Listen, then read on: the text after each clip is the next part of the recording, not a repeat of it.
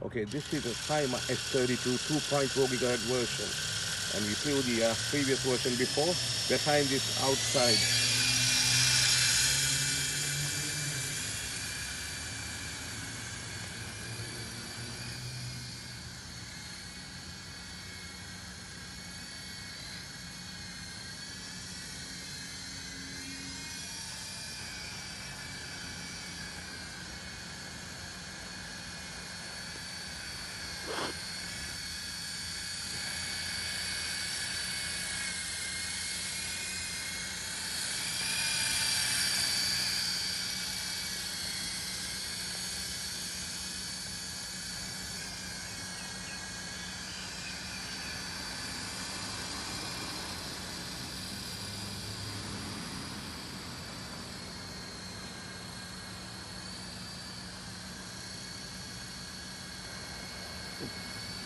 It flies outside really well with the 2.4 gigahertz radio, no interference.